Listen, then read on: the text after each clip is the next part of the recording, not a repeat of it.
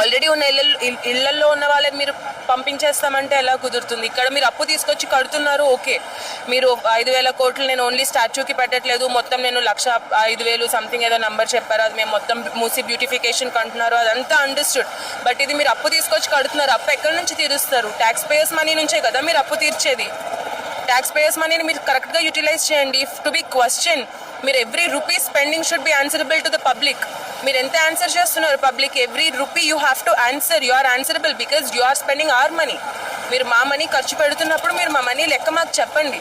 ఇష్టం వచ్చినట్టు అప్పులు తీసుకొచ్చి నచ్చినట్టు డెవలప్ చేయడం కాదు. డిపిఆర్ ఎప్పుడు వస్తుంది? డిపిఆర్ రాకుండా ఖాళీ చేయించేస్తామంటున్నారు, జీరో వాల్యుయేషన్, జీరో అంటున్నారు. ఎలా చెప్తున్నారు ఇదంతా? ఒక సీఎం నోట్లోంచి మాట రావడం ఈజ్ అ పవర్ఫుల్ స్టేట్మెంట్ అని నాకు అర్థమవుతుందా, లేకపోతే మైక్ దొరికింది కదా అని మాట్లాడుతున్నారా? ఐ రిక్వెస్ట్ సీఎంని కానీ, సీఎం ఆఫీస్లో ఉన్న వాళ్ళని కానీ, మా ఎమ్మెల్యేని కానీ మా దగ్గరకు వచ్చి ప్లాన్ ఆఫ్ యాక్షన్ ఏంటో చెప్పండి. Until then, we'll do this protest. Our homes are precious to us. We will not leave these houses.